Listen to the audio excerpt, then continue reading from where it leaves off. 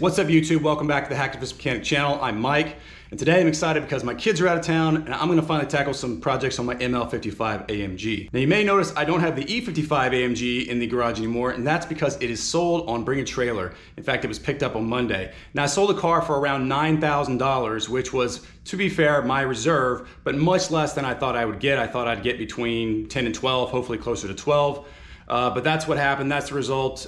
So that's about what I had in the car, so we made no money, but it's on to a new home and time to move on. I have bought another car that I will be unveiling on a new video when it arrives. But for today, let's look at the ML55. Now it's a really hot day in Dallas, it's about 90 degrees in my garage, so I'm gonna open up the garage and I'm gonna turn the car around because there's much better airflow on that side. So what we're hoping to tackle today are a few things. First, we need to do the spark plugs. Now, I've done all the spark plugs on the passenger side of the engine, but not the driver's side. You're supposed to do these at the same time, so I need to tackle that side. But also, I need to do the valve cover gaskets. And so I'm gonna work on the driver's side first and try to do the spark plugs at the same time. What I really need to do is the water pump because it is getting pretty squealy and I'm worried it's gonna go out at some point.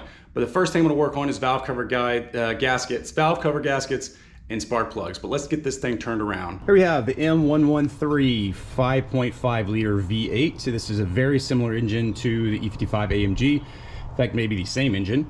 And so I've done the spark plugs on all of this side, not the valve cover gaskets. There's a lot of stuff we got to take off. So I need to do the spark plugs on this side. So I thought, well, this should be pretty simple to tackle the valve cover gasket on this side because we have a couple of breather hoses here and here, but then the rest is just really getting off some of these bolts and pulling this off. I think what will take the longest time is really cleaning it. You can see it's pretty dirty here. So first thing I'm going to do is take these coil packs off. So there's 1, 2, 3, 4. They each have 2 leads that go to spark plugs. There's 8 spark plugs on each side for 16 total. So we're going to take these off, unclip these. We're going to take these off. I think it's a T25 Torx bolt. We'll take that off, take these leads off, and then start getting the rest out so we can get this valve cover off. I got this first coil pack off, but I could not get some of these leads to come off. So I've undone the coil packs, I'm setting them aside. This may throw a wrench in our plans to change the spark plugs, but I thought I'd go ahead with the valve cover gasket. I've already knocked this loose, so that just comes right off. There's 2 breather hoses back here I've got to undo, which I do have replacements. And then, yeah, we'll get this cleaned up and start trying to put it back together. I bought new breather hoses because I had to kind of pull these out to get this off. So I have new breather hoses, I'll have to put those in. But here's our cover. Put this out in the sun here. Let's see. Flip it over. There's our old gasket, which I don't know, doesn't look that great, but yeah, so gonna take this off, clean this thing up, slap on a new one, and be good to go. Update before everything goes back together. I've got new breather hoses in here, one here and one in the back. Those are relatively easy to get on. I was able to change this first spark plug here, but I can't get these wires off. There's a special Mercedes tool I don't have to get them off, and I tried yanking on them, but you got to be careful doing that. So I also need a shorter extension because you'll see there's not a lot of room from here to this box here for an extension to get down in there. So this is a pretty simple job. With the right tools we could do it later on, but in the meantime, let's get this cover back on. Here we have our new gasket. I cleaned up our cover about as good as we could get. I don't have a parts washer, so that would be on the list, but I'm going to put a little bit of high temp grease on this just to keep it in place because I had an issue last time I did this where it was falling off going in. So this way we'll get sick in there and be secure. We'll put it back on, button it up, and that will be done. All right, we are done with this valve cover gasket over here. Again, we were only able to change this one spark plug, the first one. Couldn't get the leads off the other, so we'll have to come back to that another time when we have a different socket extension as well. But this is on. We've got new breather hoses here, one here and one in the back. So that is good. Now, because my kids are out of town and my wife is out doing something, I literally have all day to work on this thing. And what I really need to do is replace the water pump, which you can see right here. Now it's making a bit of a metal sound when we drive, and the mechanic that looked at this said The mechanic that looked at this said that was the water pump, so really need to look at getting that off. Now there's quite a few bolts that go in, but in theory this is a very simple job. We take the belt off, we take this pulley off here with these 4 bolts, we take the idler pulley off, and then it's simply undoing the bolts around the water pump. Now there's some hoses down here you have to take off. There's a hose underneath here from the oil cooler you've got to get off. So usually the hoses are what takes me the longest. So I'm gonna kind of look at this and see if I want to go ahead and tackle this. It's really the job I really need to do, but I'm just a bit nervous to do it because once I get this thing apart, if I run into any issues, that's that. So let's start doing it. Before we start taking things apart on the car, let's take a look at our parts that are going on the car. So this is our new water pump.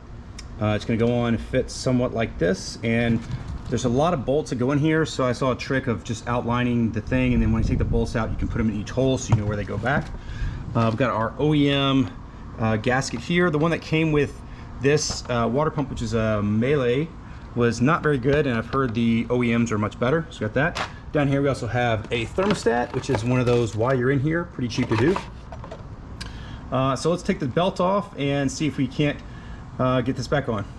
We're making good progress getting these bolts out. You can see I've got a lot of these stuck in there already. I did realize that we're gonna have to, these 2 are 6mm bolts that go here and here, but we're gonna have to tap these holes because the holes aren't big enough. So that's gonna be a trip to the hardware store.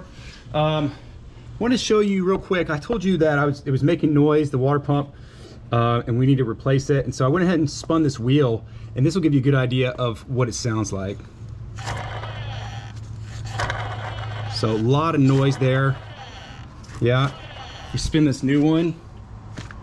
This new one should just spin freely while it's sitting on the ground. But anyways, yeah, so this is what we're hearing, a lot of this metal there. So we're gonna take this off, a few more bolts, and hopefully we can get this thing off. Very close.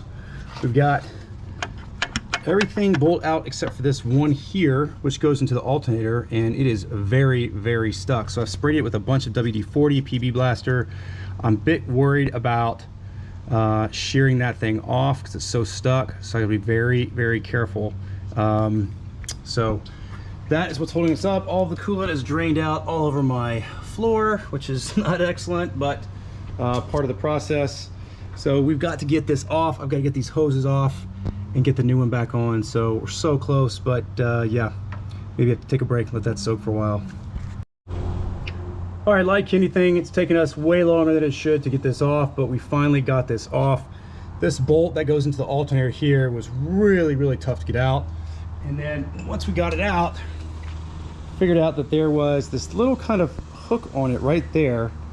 And I think that was digging in. And so what happened is, finally broke it free, and you can't really see this, but at the back of the alternator, this was on top of it where the screw screwed in. So this busted off. And that's what freed it up. So I don't know, we may have to get a new alternator just because where the screw goes.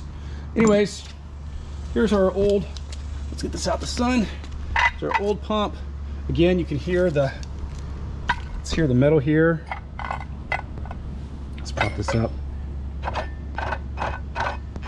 Hear all that metal? That's what we hear when we drive. So definitely time to replace. This one had the plastic rubber gasket on there. I might use the paper one. I've heard that's pretty good, so I don't know, we'll see. But a couple of things we got to do before we put this on is these 6mm bolts here, we're gonna have to tap this right here, and then this massive guy that came out of the alternator doesn't fit in there, so we need to tap that as well. I'm not sure what size that is, but I'm gonna take these to go get something to tap this with. All right guys, day 2 here. We took a little break, but we've got the new water pump all in. A couple things we had to work on. We had to tap these 2 screws here, which I think I showed you. I was a wild goose chase to find the right tap around town, so that took me a while. These don't actually go into the engine, they just hold this bracket, so I've spent way too much time on this thing. This part broke off over back here, this bolt, so I've got a new bolt in here, a new kind of carriage bolt, hoping that holds. Got our belt on, everything should be tightened down. We put our new coolant in here and let it bubble up and take the air out of the system. So now we're gonna start the car, put the heat on, and see where this level goes.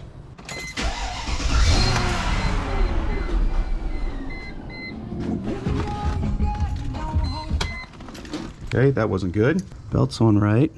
Got fluid. Let's try this again.